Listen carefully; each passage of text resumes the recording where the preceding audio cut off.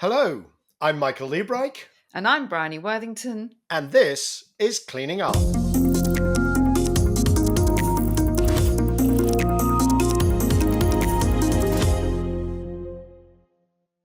This is the final episode of Season 12, and in what is now a new tradition, this is where Bryony and I get to go through the last 3 months, what's happened in the world of net zero transition, and how we've tried to reflect it in our conversations with amazing climate leaders. So let's get started. Hello, Bryony, how are you? I'm very well, thank you, and great to be back together. It's been a long 3 months. It feels like, doesn't it? Lots has happened. It has, and both of us have been on the road a little bit, and we'll get onto that later. But where are you right now? Right now, I'm in Canada, up in north of Vancouver on a small island. So, yes, I'm carrying on my travels.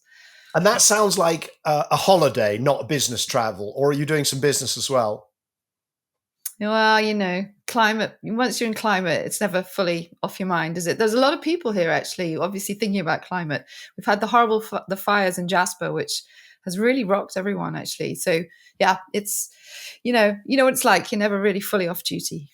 Never fully off duty. Well, I have to admit that I sort of am. So I'm out here, you can tell from the shirt, I'm kind of on holiday, but I'm working through here in Switzerland. Again, we'll also talk about somebody that I recorded the last episode before this in Switzerland, which we'll talk about as well. That was with Jenny Chase. But let's go all the way back. Let's start with the first episode of the season, which was with Dr. Ma Jun. Can you even remember it? Well, I have to confess, I did have to listen back to it. It did seem like a different era. But yeah, that was back in April, right? And I mean, I found that a fascinating episode because I hadn't fully appreciated quite how interventionist China had been in shifting its finance policies in a way that, the West really hasn't managed. And so I just thought that was a fascinating insight into how China's managed to get this lead on clean energy systems that we've seen. Yeah, and we tend to sort of deal in caricatures. And there's a caricature of China which says, all it does is use coal, but it owns the supply chain for solar and batteries in particular. But all it's doing is exporting, and there's no sign that it's really that interested in acting on climate change because everything's about mercantilism and so on. And when you talk to somebody like Dr. Ma, you realize, oh, that's completely wrong. There's this huge amount of domestic action in finance, and also global leadership, truly leadership around finance, trying to shift the world to a lower carbon trajectory. It's quite an eye-opener when you get into the detail, isn't it? Oh, yeah, completely. And because the other caricature is that it's all just state planning and, it's all very inefficient and it's an old way of doing things. But actually, he talks about how he used monetary policy to just shift capital in ways that, the West has sort of eschewed, probably to its detriment, in just putting in the need to reflect externalities into your finance system shifts trillions of dollars into the right things and away from the dirty things. And that was, I found that fascinating to see how they'd kind of harnessed capitalism but tweaked it so that it delivered the right things for society. I thought it was excellent. And there were a couple of other things that I thought were very striking. One was the interplay between the essentially financial policy or financial regulation and the activities of the individual ministries in all the different functional areas, and then being coordinated by the NDRC. And that was very striking. The other thing that was striking to me was the role of airpocalypse. Those episodes around sort of 2013-14, where China's air quality, Beijing's air quality was just so horrendous. And it's come up in a number of other episodes with other guests. So that was just very, very striking to me, that the epiphany, Dr. Ma's epiphany, which switched him on to green finance, was the same thing that switched on Jonathan Maxwell, an earlier guest, onto sustainable finance with SDCL, and also Lauri Milavirta, who's now in Helsinki with Creo, doing analysis and holding people's feet to the fire over air quality and climate. But those air quality episodes were absolutely they actually determined a lot of careers and a lot of action, didn't they? Yeah, and I think that's true because and then you kind of get to climate solutions via much more immediate political problems of health and air quality, and that's that is another factor that should make this transition really urgent and happening at pace. But well, we'll come on to some of the reasons why politics, communications, all of these things that have slowed down this transition. When you look at the bare facts, burning stuff near to people who are vulnerable isn't a good idea. And China's moved on that faster, perhaps, than many. But yeah, we have explored through the season why that is. From a very poor starting point, it should be said. But we have had a lot of very Oh, good conversations. absolutely. We've had some very good conversations about the politics. And as you point out, air quality politics might be easier than climate politics. But before we go to that, let's talk about some of the episodes where we talked to guests about the solutions, about the low carbon solutions that are, in some cases, progressing incredibly quickly. And in some cases, I think it's fair to say we were a bit more skeptical. The episode just before this, Jenny Chase, I filmed it in a solar factory, 3S Solar, that makes fantastic rooftop integrated solar systems. And I sat down with Jenny Chase, whom I've known for nearly 20 years. I brought her into New Energy Finance, as was then, and she then became the lead solar analyst. Well, she became the head of the solar practice. You watched the episode. What were you thinking as you watched that? I was thinking, I hope she doesn't press that red button that's next to her head, which you had seated her next to. Sorry, people who didn't watch this video won't know what that button was, but she was literally sitting next to a button saying, do not press. There was a machine behind her because we were in this factory. It has to be said, health and safety, Yeah. that factory was not actually in use when we filmed. Fair enough. No, it was well. What I loved about that, it was like listening in to a conversation between two very old friends who've known each other for a long time, and you were politely disagreeing with each other and arguing about prices and reflecting on the history you've had together, which I thought was great because it gave you a chance to look backwards at how we've got where we are, and then obviously talk about where we're going. And I mean, the thing that perhaps I took away was that Jenny who is possibly now, well, as you discussed, the world expert on this topic of the pricing of solar. She's saying perhaps we need to be focused on other things now in addition to solar from a policy perspective because it's doing so well, right? And that there are other things that need to catch up to make the transition possible. So that was for me the takeaway. But what did you take away from it? First of all, it was enormous fun to sit down with Jenny. She's always been incredibly just stimulating to be around because she tells it exactly like it is, and that's been her hallmark since the first day that she walked through the door at NEF, and so it's great fun. We've also we have grown up together in a way. Obviously, I was the CEO and she was first the intern and then the analyst. But we've grown up with the industry, and we talk in the episode about how we made up some of the terminology. We followed some of the blind alleys around, I don't know, maybe solar thermal or various things. But we've really seen the industry go through these waves of growth, waves of consolidation, waves of bankruptcies, and I just think we're at a really, really extraordinary point. When you look at the capacity, the manufacturing capacity today, which is over a terawatt of solar photovoltaic manufacturing, and if all of that was made and then installed, it would meet 4.5% of global electricity in 1 year. So if you did that for 2 years, it'd be 9%. Yep. You do it for 4 years, it'd be nearly 20%, and so on. So now the solar industry is at a scale which I just don't think people out there realize. And in fact, that capacity by 2025 will be 2 terawatts. So we have the capacity now to change, to get to 25, 30% solar in our electricity within a very short number of years, certainly within a decade, if we can do that. But then, as you say, the question is, can we do that? Can we put the other things around the solar to actually use it? Yeah. I mean, because you've had a very interesting conversation about the kinds of things that need to happen in order to not just overbuild into that midday peak where you're going to get lots and lots of solar, and the need for transmission, the need for storage, and the need for EVs to soak up the production. All of that needs to catch up in a way. And the other thing I thought, which was, I suspect there's a as I think you discussed, there's going to be some fallout because we've got a huge amount of capacity for manufacturing, but where is the demand? I mean, the demand is somewhat patchy and a bit vulnerable. You talked about that, very famous example of Spain, which sort of switched off its subsidies overnight when it was too successful. It has had a history of a bit of boom and bust. And the other thing I think that's playing into this is this desire to reshore manufacturing so that you're less reliant on China. Jenny had a lovely phrase where she said, I'd rather be reliant on China for buying one solar panel every 25 years instead of oil every week, which she's completely right. But there is, India's seeking to reshore. These are big markets, reshoring their manufacturing. So there might well be some shakeouts here, right? Of people losing money again. Well, and I think we're at a point where, I think we called it in the conversation that there will be blood moment,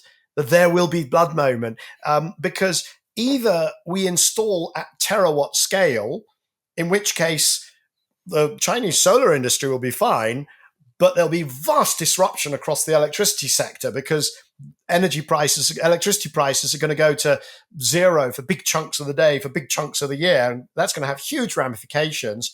Or if we don't go to terawatt scale installations by next year or the year after, then there's got to be a massive shakeout in China. You can't keep adding that amount of capacity and not selling those sorts of volumes. So I think watch this space was my main takeaway. For all history, we've got to a point where this thing now it's the immovable object meeting the irresistible force. Yeah, just purely because of that's such a low cost now. Was it 10 cents per watt? That just so cheap to build. That then the fixed costs of getting into the right country, in the right place with the right installation costs is the challenge, and that's a project finance question which everyone's capable of doing. So, and the first form of major electricity with no moving parts. So it's an exciting time, but as you say, there's going to be shakeout as a consequence. But one of the things, going back to this point that other things need to catch up, was we also had that episode with Ben Nelms where we talked about electric vehicles, because the other thing China's done faster than anyone else is build into battery manufacturing and the supply chains, and then the electric vehicles that they're producing. And those two, solar plus electric vehicles, seems like it's, China dominates, but B, you need both in order to sort of absorb these, the solar when it's being produced, and the other forms of variable renewables. So I don't know, what did you think? I mean, we're both on the same side here with respect to electric vehicles being the future, but was there anything in that episode that stood out to you? Yeah, so when you talk about what you need to put around solar to make it work, and then clearly everybody jumps to batteries and electric vehicles, I would sort of just want to say, I wish we were also talking about heat pumps as part of that same matrix, because thermal storage is the other leg on the stool. But yeah, no, I really enjoyed your conversation with Ben Nelm. So New Automotive, that was episode 170. I think the theme there was whether EVs are now unstoppable, the shift to EVs. Is it going to saturate? Because there's all this kind of background noise of, nobody's buying these EVs, and the growth has stopped in EVs. And I look at the data, and EVs are still growing globally. First quarter of this year, 30% growth. So I'm like, well, it's a slowdown maybe relative to 50% growth or relative to 40% growth. And meanwhile, internal combustion vehicles peaked in 2017. I'm like, what slowdown? But nevertheless, you still do need carefully constructed policy. And that was my takeaway, was how thoughtful the work has been around the world to enable this rapid shift to what's now, 1 vehicle in 5 electric. That's a pretty rapid change.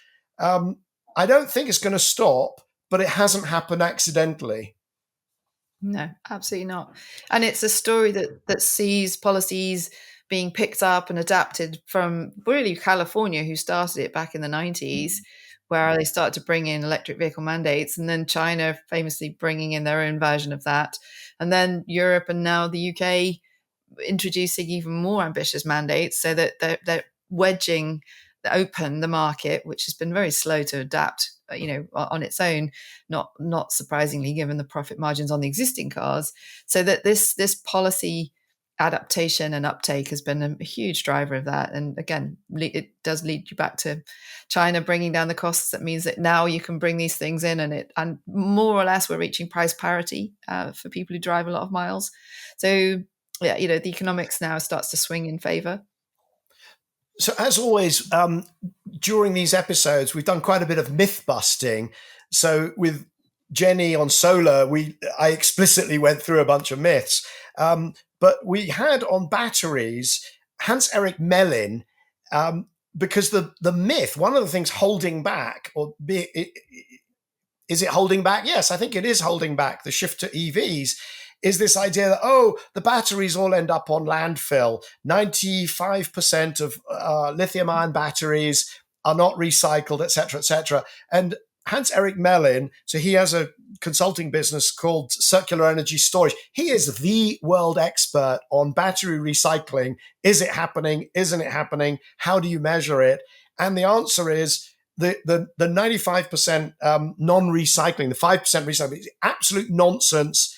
And he just surgically unwraps that and shows that already we're recycling something over 90% of batteries and extracting the critical minerals. And that opens up the way actually for circularity, so that battery minerals can become forever minerals. They can just go from one battery 10, 15 years later to another battery, which will be better because of innovation. So I love that episode.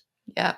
Yeah, no, absolutely. And it just further, underlines the difference between the fossil fuel economy, which is the least circular of any system you could imagine, where you're digging stuff out of the ground continually, transporting it continually, burning it continually. And it's that shift to a battery system of full recyclability is going to be more efficient and cleaner. So hopefully it's inevitable. Yeah, and the way I put it on X, as it's now called, is that recycling is not the Achilles heel of batteries. It's actually the secret superpower, because once you've mined it and it's in a battery, you then control that mineral, that material, and can then reprocess it and remanufacture. You can't do that with coal and oil and gas.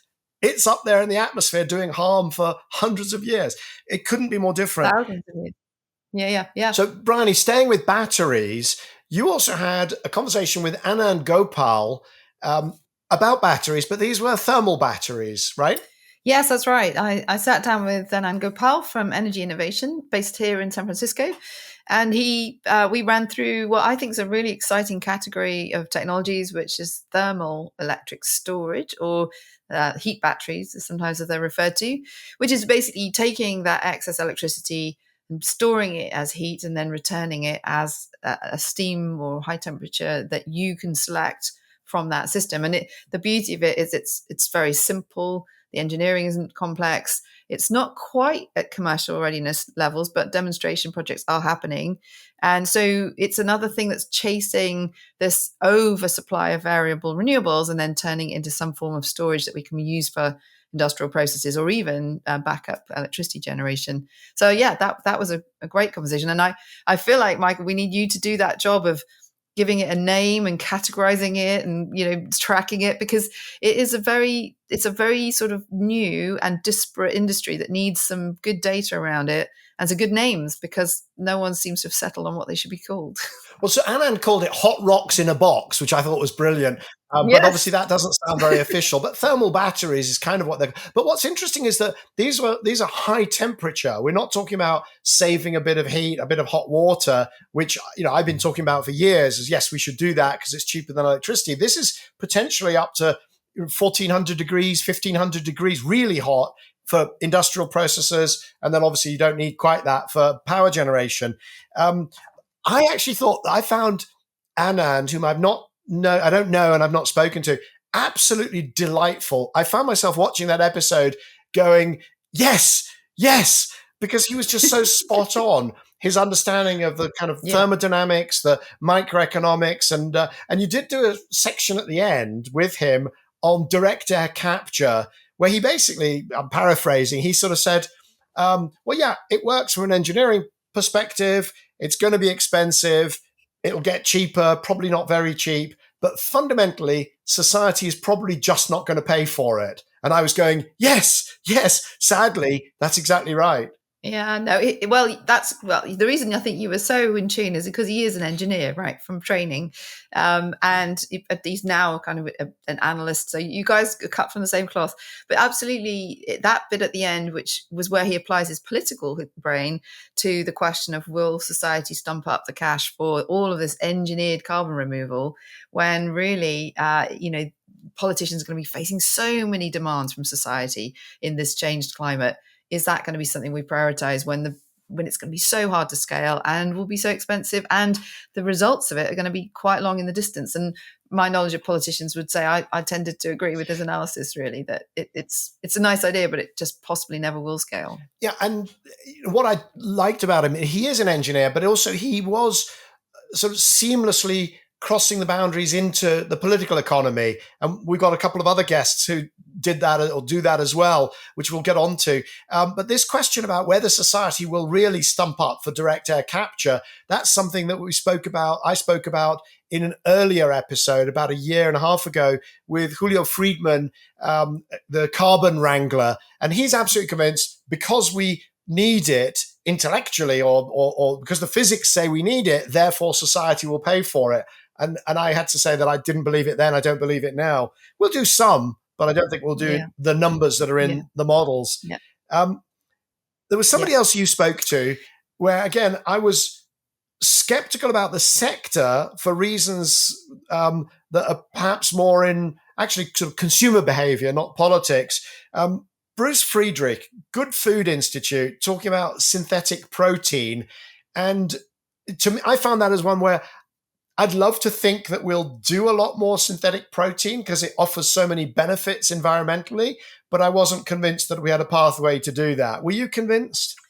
It was interesting. I think I come from perhaps I'm being a bit Pollyanna about it, but I think there is a trend underway where we're starting to realize the huge inefficiencies of red meat in particular, and that society's diets are shifting. And therefore, I suppose I can see the need for a replacement for the patty burger, which, is such a staple of many Western diets. But do I think that the problem is as large as Good Food Institute present it as? I think I'm somewhat undecided because there's many ways of getting to the outcome we want, which is less wastage of inputs, agricultural inputs, into then feeding humans.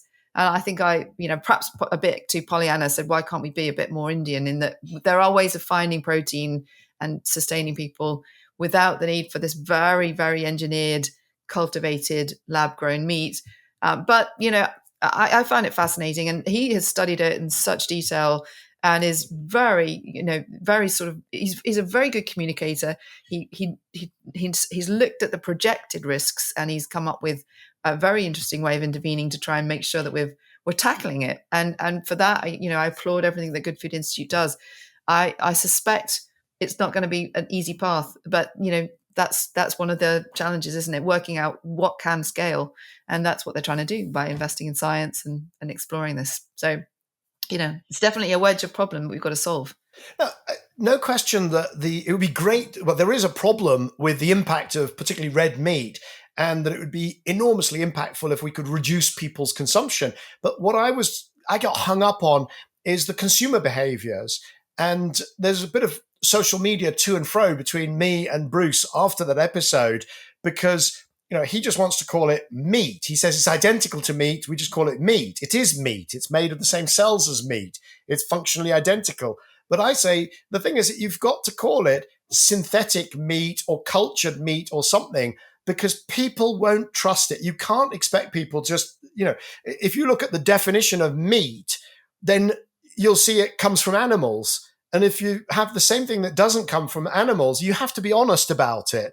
And I'm not sure that Bruce agrees with that. Well, we had this to and fro where he doesn't want to, I could call it fake meat. I can call it Franken meat. Okay, that's offensive. But at the very least, I think we've got to call it cultured meat or replacement or something, or we're just going to lose people. There's no way I think the consumer is going to feel happy just eating this stuff, not knowing that it comes from a lab or a test tube or a factory. Yeah, no, I hear you, but I suspect the way in which people consume meat, I mean, I suppose I'm now in the heart of North American food culture, is that you go to your favorite branded restaurant and you buy whatever they offer you and at a price point you can afford. And there isn't really a lot of scrutiny, or, you're not, a lot of people are not sitting there in their local butcher or at a supermarket judiciously reading all the labeling. You're just trying to feed a family on a budget. So it feels to me it's all about the economics. And at the moment, the economics are terrible for the cultivated meat. So the question is, can we get around that? And then you're right, there will be all these societal adjustments. But my sense is that we're already pretty blindly trusting what we put in our mouths to the brands that we buy it from.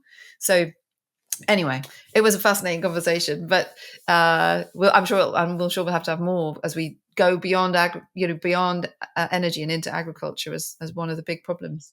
For anybody listening, by the way, we will put links into the show notes to all of these episodes and a couple of the other ones that I've mentioned from the past. There was a fabulous episode with Jim Mellon of Agronomics, where we also talked about synthetic and cultured proteins and so on. So we are starting to open up those topics as well a little bit on cleaning up. Yeah. Transition is a really interesting word because you do a whole bunch of new, exciting, fun stuff, which was the stuff that we've been talking about in those episodes. But if it's a transition, you also have to get off the old stuff, which means you have to talk about coal and utilities and methane and so on. And we did a bit of that during the season as well. You went to China and you talked about repowering coal with Staffan Quist. That was episode 163. And that's a favorite topic of yours, isn't it? Yeah, absolutely. I went to China and took part in a conference that was looking at this question of how do we view the assets that are already there, the thermal assets, the coal stations, the 1,000 gigawatts of coal in China, and what options do we have for repowering them into clean? Since I've been there, actually, there's been a policy announced in China that they're going to look at retrofitting coal, but they've selected the sort of technologies that perhaps we would consider to be less sustainable, like biomass or even ammonia. And what we want them to focus on is, really clean, which is basically thermoelectric batteries, the nuclear reactors that could replace the coal, and the geothermal that's coming through. So some progress in China on that question. And it was a fascinating episode with both Dr. Yali Zhang, who's in China, and Staffan Quist, who's one of the leading academics who's written on this topic. And it was another one where hearing from Dr. Zhang was great, because you then realize all of the work that's going on in China that we don't generally hear about. And it's very nuanced.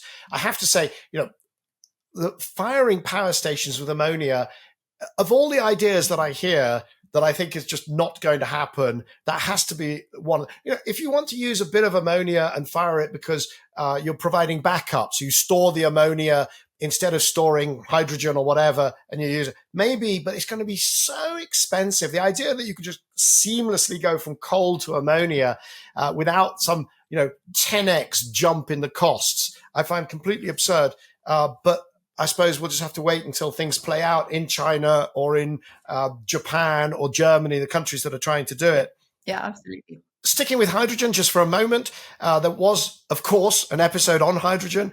That was an audio blog version of a piece that I originally wrote for Bloomberg NEF, which is called Hydrogen's Missing Trillions. It was a reasonably popular episode. Funnily enough, people are still interested in hydrogen. What I did there was I took this figure of 90 million tons of clean hydrogen that the great and good of 26 countries agreed at the Hydrogen Energy Ministerial in Tokyo a couple of years ago, and then reiterated it, and just turned it into the amount of subsidy you would need if you really want to see 90 million tons of hydrogen by 2030. And you come to this eye-watering figure of $23 trillion. And it's just arithmetic. It's not a political statement. It's not that I love hydrogen or hate hydrogen. It's just, if you take how much hydrogen costs and you multiply by the volume and you say you need to guarantee that for 10 years, you get to these absolutely astonishing figures.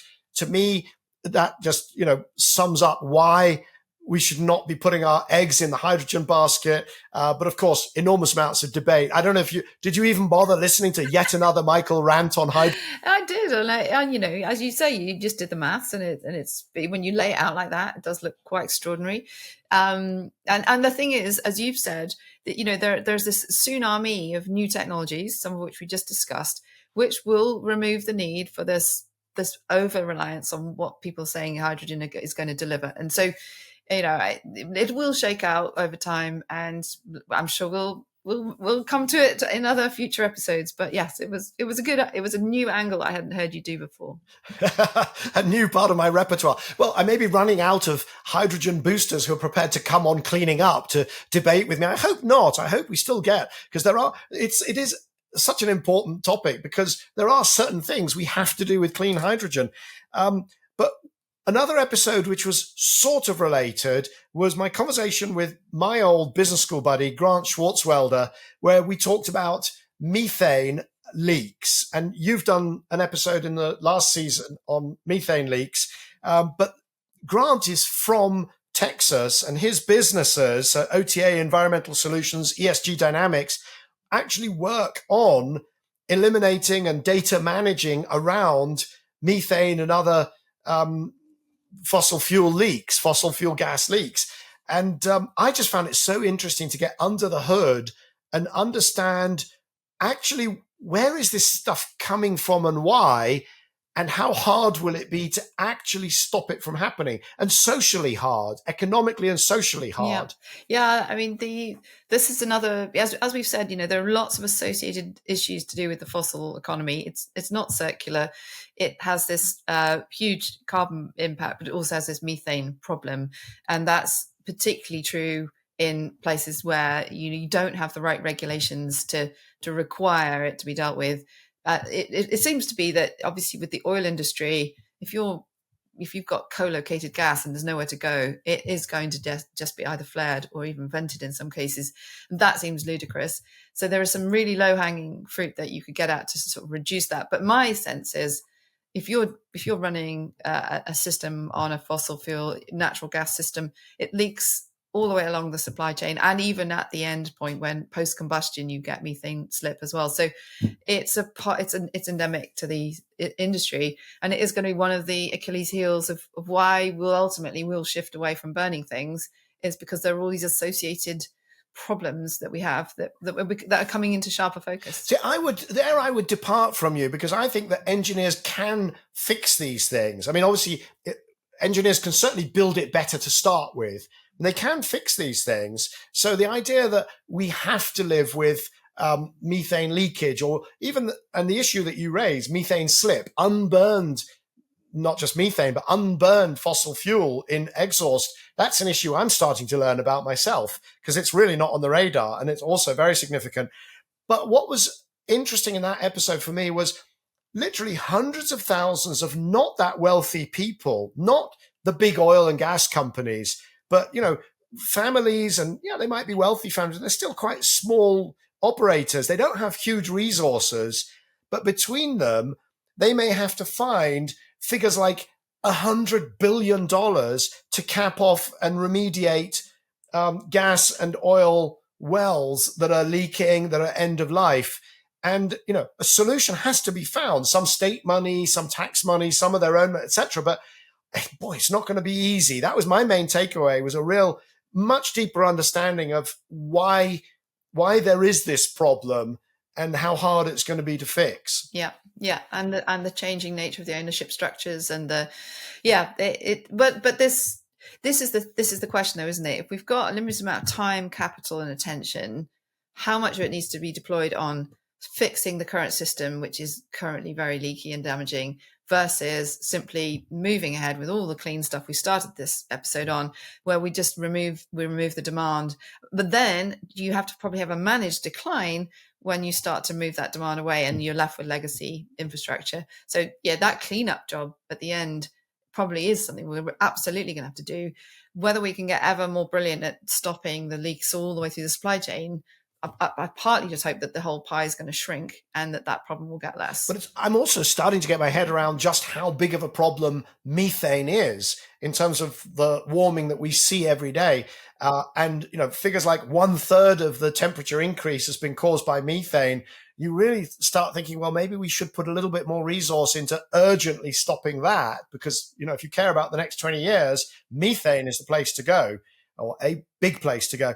So just moving on, because there was somebody else who was also asking for more money or more investment. I really enjoyed the conversation with Leonard Birnbaum, episode 164.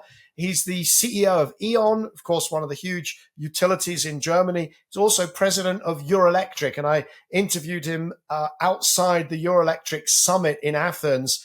And, the themes there were all about you have to build transmission, and digitization is coming down the track, both in terms of what it can do for us in terms of helping manage the energy system better, but also data centers, this huge challenge of data centers. Yeah. Yeah, that just at the point where we think we're building enough clean to keep up with demand growth, suddenly a whole new segment of demand starts to take off, making the job harder. There's no doubt that smarter use of grid and reinforcement of grid and better demand management is going to have to be part of this, because otherwise it becomes a bit of a perfect storm of it being difficult to build the clean and then this demand growth that's suddenly descending upon us. So it was an interesting episode. I mean, I have to say, Michael, I feel that the utilities, the electricity sector as a whole, has been very slow to come out with what its demands are in terms of clearly signaling that that the future is electrification, and therefore from that flows all of these needs. From a political perspective, there hasn't been an overwhelming voice come out of Eurelectric that's clearly shown how much more efficient this system could be, which I would love to have seen given more profile, but maybe I'm not speaking to the right people. Can I say that I think that may be overly coloured by the experience in the UK, where there's this vast rearguard action by the gas bags, without question, and it's been very prominent, very vocal, very connected to the press, and perhaps in the US as well.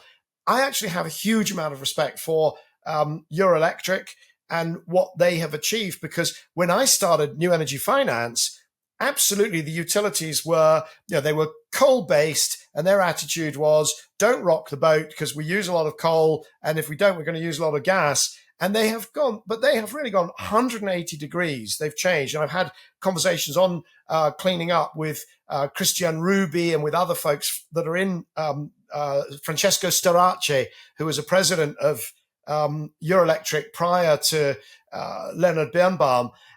And I actually think that they do have a clear vision for electrification, but it is competing with so much noise from the fossil fuel and the incumbents, if I'm honest. So that, and hopefully that's something that, we can work on, kind of amplifying the voices of those who know where we're going. Yeah. Yeah. I think the focus has been, though, on cleaning up the electricity system as opposed to using the electricity system to decarbonize everything else. And hopefully that now is broadening, that perspective is being broadened. Absolutely. And, this is going to change very rapidly, I believe, because we're coming from 20 years in the OECD where electricity demand, power demand didn't grow because of more and more efficiency and LEDs and so on. And we're now going to go into 20 years where it will grow. It'll grow because of electric vehicles. It'll grow because of heating, and it'll grow because of data centers and digitization. So with electricity growing, it becomes the exciting, dynamic sector. I'm pretty convinced. Now, just moving on quickly, if we might, it's been a huge quarter for politics. Of course, the next season, we're going to see the US election, but we've seen elections in India, across Europe, well, the EU, a number of European countries, and of course, the UK. Dr. Simon Evans, deputy editor of Carbon Brief, episode 169 there, where you and I spoke to him together about the UK election, just before the election, Does that episode, do you think, stand the test of time now that we've seen this huge Well, Labour it was landslide? a moment, wasn't it, where we were still didn't know who was going to. I mean, the polls were pretty clear when we recorded, and now we have the benefit of hindsight, where we've seen this, pretty remarkable outcome. My sense is that the people were voting tactically. There was a lot of churn of seats. There's a big story there about Scotland and Scotland coming back to Labour, and we've now got a new energy team, a new direction, a new manifesto that's being very quickly brought into reality. The lifting of the planning restrictions on onshore wind, was done, I think, on day 3. So they've definitely hit the ground running. So yeah, I mean, the politics of the UK has definitely shifted. And one of the interesting outcomes was, of course, we didn't just see the Labour landslide. We also13 minor groups getting seats, the Reform Party getting 5 seats, the Greens getting 4 seats. But interestingly also, 13 independent MPs being returned to Parliament, which is quite hard in a first past the post system. And I found that quite interesting because it sort of also links to one of the episodes we did this season where we focused on Australian politics with Simon Holmes a Court from the Trim Tab Foundation, where he had been instrumental in helping bring in independent candidates. And I'm just wondering if there's been this, perhaps people are getting frustrated with the restrictions of party politics, and they want genuine local candidates who represent their constituency, who've got a kind of backstory or a life beyond politics. And that we're starting to see this block perhaps of independent people being put into parliaments, which is really interesting. So I think there's an element of the fragmentation of politics, hyper-local, the ability to reach people through social media. But I would say that the independence that Simon Holmes a Court has been helping to get across the line, these are, in a way, that was a pull, right? These were very attractive candidates that spoke to the centre. They spoke articulately, and people were excited about it. And there was a real kind of sense of momentum and movement. It's a lovely episode. What he's done has been quite extraordinary. Whereas the independents, I think in the UK, I would argue that the reason that you've got Greens at one end, Reform, which are the sort of basically the anti-Greens and have pretty much not another thought in their head, and then you've got these independents. It's really a rejection of the major parties. It's a sort of push away from. So it's a whole bunch of people refuse to vote Conservative after the debacle, frankly, of the last few years, but can't bring themselves to vote for Labour and also even the Lib Dems. The Lib Dems had a good election. They got 70 odd seats, the largest number that they've had for, since, I can't remember not in my lifetime, since they were the Liberals and actually in government probably. Mm-hmm. But I think that what we've seen is a lot of voting against. Let me ask you a question though. You talked about this hitting the ground running and the removal of the ban, the effective ban on onshore wind, which is something I've argued should be removed. Are you excited now? I mean, I'm sorry, I'm going to characterize you. I know that you're crossbench here. You sit crossbench, but are you excited? Your heritage is much more Labour, and I'm obviously coming from a different political tradition. Do you think that this is like a new dawn and so fantastic and wonderful? What I'm very happy about is that the sort of, which I think you would agree with, is that when Sunak tacked to the far right and tried to align himself with anti-climate narratives, most of which are, tenuously linked to reality, he didn't make any difference. The public didn't follow him. It was pretty squarely rejected, and I think that's super important at this particular time in global politics, that the majority of people are sensible enough to know that something really is seriously wrong with our climate, and we need leaders to guide us through this period, and leaders who are not doing sort of dog whistle politics where they're trying to chase this very minor but very vocal group of antis. And I think that's what excites me, is that we've got back to sensible politics. But Bryony, and I know that there were far more votes in the middle than there were at the edge, right? So that really, by moving away from that, he basically gave up votes. He didn't achieve anything with this kind of the great climate reset. But there are powerful voices on the right, not just Reform, but on the right of the Conservative Party, saying the problem was that his tack to the to the right. It's not far right. I reject that, by the way, out of hand. But his tack to the right was only rhetorical, because what he actually did was he said, "Oh, well, we're not going to ban this. We're not going to ban.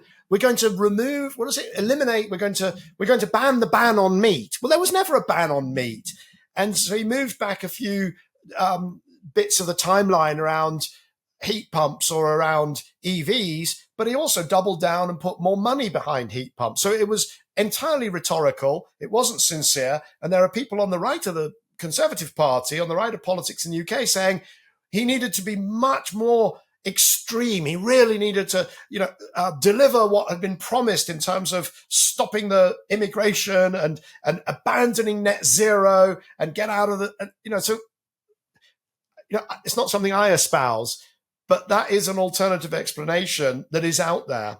No, but that's also, but he would have lost even more if he'd done that. Like, so my point is that for whatever reason, he was being overly influenced by a very small group of people for whom it was a question of probably vested interests, really, or just being obstinate and denying the reality of where we are in terms of climate change, and that basically was not a winning tactic. It's probably failed, and I really hope now that the Conservatives will reset, go back to the sensible politics of the centre, and you'll be able to feel proud about your alliances to that, and we will go back to consensus politics on climate change. So you really hope that the Conservatives sort of tack back towards planet sensible rather than spinning off to the nebula of bonkers, which is a possibility. If you hope that, what do you think I feel like? Because, if those voices... Exactly, that's where we're aligned. If those voices that say the only answer is to become even more extreme and to scrap net zero, repeal the Climate Change Act, which was written by who knows who, and so on, if that faction wins, I am completely politically homeless. So I'd have to start a party or do something. Goodness knows. Well, you could be an independent candidate, Michael, in your local constituency, and get involved that way. But, I could exactly. But what we're I could be the first British Teal. I could go and talk to Simon Holmes at court and see if he wants to open up a branch in the UK. This also links to what you talked about with Rosie, right? Because Dr. Rosie Barnes, Engineering with Rosie, you both had a lovely conversation where you bemoaned the lack of engineers in politics, and then interestingly said, "Oh, but we wouldn't want to do that, would we?" So, there is a question about why aren't engineers, stepping up, getting involved. So maybe it is your time. So I have to say, my conversation with Rosemary Barnes, that is, she's the she's a YouTuber. She has a channel called Engineering with Rosie. She's also a very, very serious engineering consultant. Her company, Pardelote Consulting, works a lot in wind, but not only wind, across energy. I love that conversation because it was kind of a geek out between two engineers bemoaning the lack of, of being taken seriously and influence, and the amount of just nonsense out there that is being talked by people who've really not got a clue about STEM or engineering.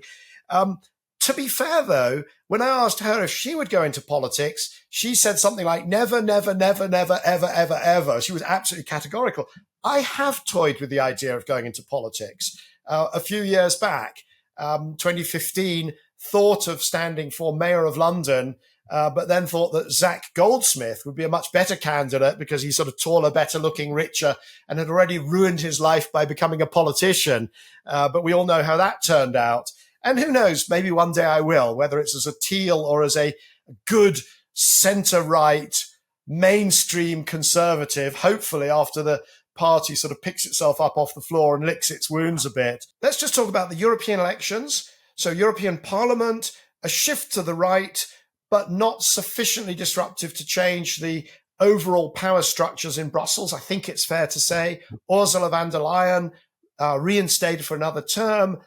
But it has to be said, the shift in particularly the French elections probably makes it much harder to be an activist climate commission this time round. Would you agree with that analysis? I think there's definitely been some pushback, right, on some of the ways in which the green agenda has been dealt with at a European level. And that we've got a parliament that's just narrowly more conservative, but the mainstream parties are still, at least on paper, committed to the net zero agenda. It will be harder to pass more progressive things. Whether there'll be a great unpicking of what's already there, I doubt. So I suspect it's more just about pace rather than direction. But yes, we've dodged what could have been a very ugly situation in France, which would have changed the politics. Where we'll have to wait and see when they all come back and which commissioners got which brief to really know, where the land will lie. But there was this moment where it looked like electric vehicles were going to get dragged into the politics of van der Leyen's presidency. But thankfully, the European Parliament Party moved away from that and didn't hold her hostage. So as things stand today, it's pretty much business as usual, but with perhaps a bit less acceleration. But we will see when the cards are all dealt out later in the year.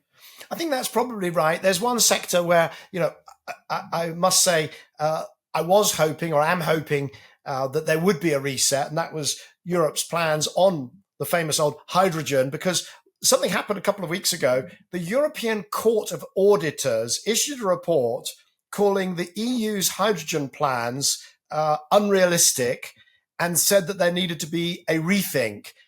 This is the European Court of Auditors. They identified 18.8 billion euros that was being devoted to hydrogen. Of course, almost not a single ton of CO2 has been abated by hydrogen in Europe so far, and likely to stay that way through to 2030. There will be some hydrogen produced. But they called for this great reset. I was cheering from the sidelines because I, at the Financial Times Live Summit, also called for a reset.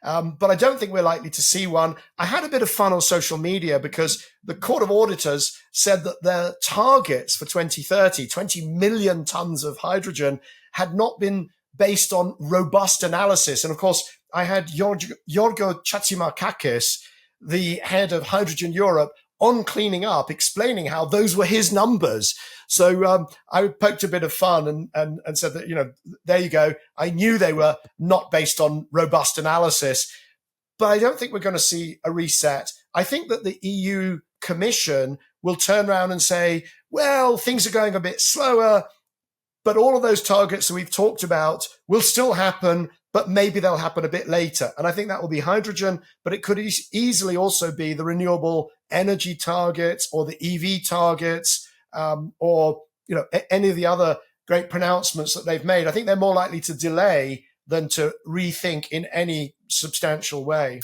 Yeah, no, I think that's right, and I think as I say, I think the direction will stay the same. It's just the pace at which we'll go down that path will be slightly slower, which is not what you need when the planet's on fire, and when these transitions have so many co-benefits that we've talked about today. So yeah, I actually hope that the engineers who are busy working out how to make all of this work will show, as they have in the past, that this is easier than we think. That there is a path now opening up that's very clear that will get us where we need to be, and then politicians will just be emboldened by what's happening on the ground, basically. They just have to get everybody else to walk into the light and embrace electrification of not everything, but almost everything, which we've talked about on lots of episodes.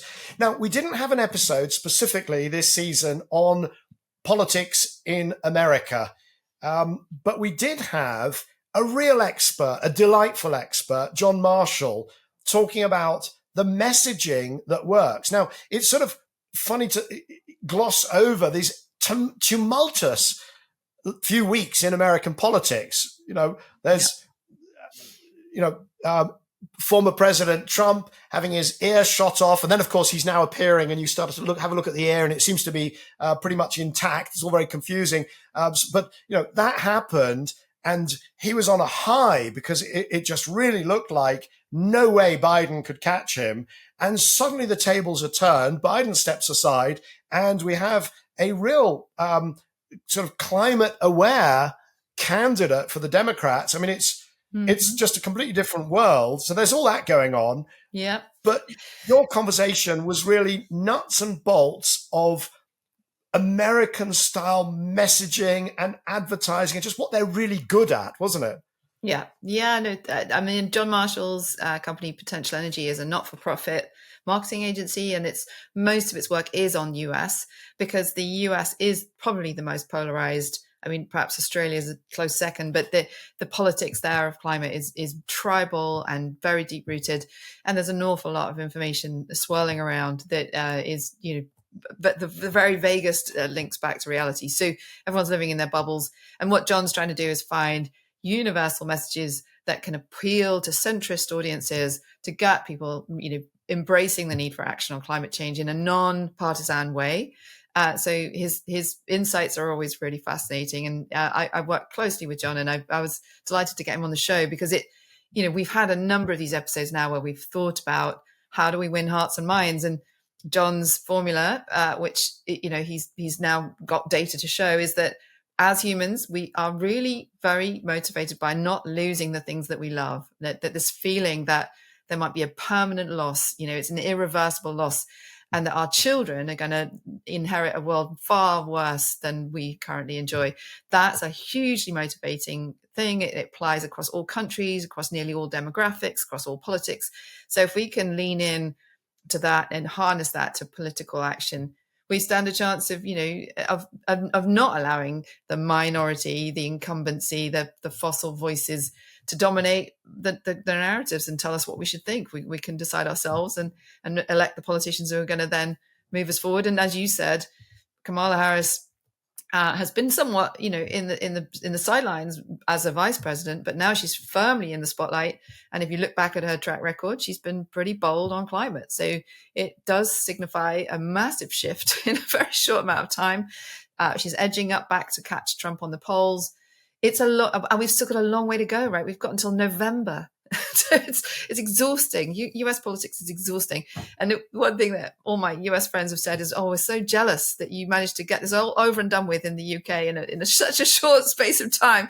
And here we are, still months away from the election, but there's no other topic that anyone's talking about.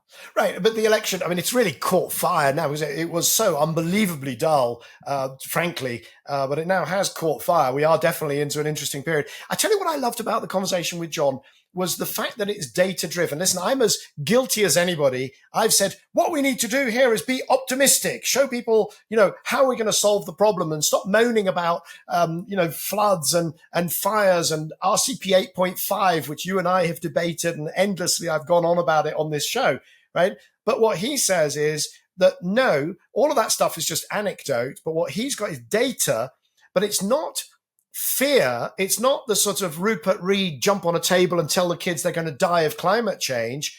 It's playing on what everybody, I think, suffers from or everybody experiences is this sense that things were better in the past, this sense of loss and the desire not to lose the things you love. But he can prove that that's the message that works with data. So I loved it. Yeah, no, it was great, wasn't it? And he sort of this whole fear and hope dichotomy. He just said that don't think about that. Think about what works. And for some audiences, they do need to be woken up, and fear is a motivator. So it's neither. It shouldn't be this a divide between the people who only want to talk about optimistic things and the only one who would talk about doom. We've got to just embrace the muddle and get through it with messages that cut through, and emotional messages, not technocratic messages. If you're explaining, you're losing, it's got to appeal to people in language they understand. And as a movement, I think we're pretty bad at remembering that we can get into our little bubbles, as we love to do in all the technicalities. And ultimately, we've got to keep connecting with people. And I think John's a brilliant example of that.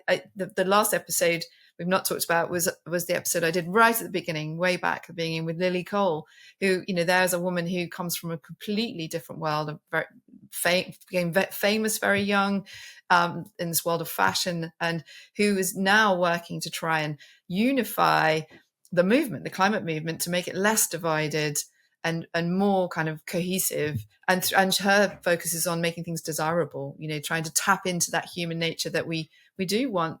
We do want things that are beautiful. We do have emotions that are triggered by desires, and how do we harness that? And so I think that was that was another episode where we just took an adjacent topic to the core of this transition and looked at that kind of hearts and minds element, which is important once you get to people needing to be part of this transition. Yeah, I think it was a very striking episode. I really enjoyed it.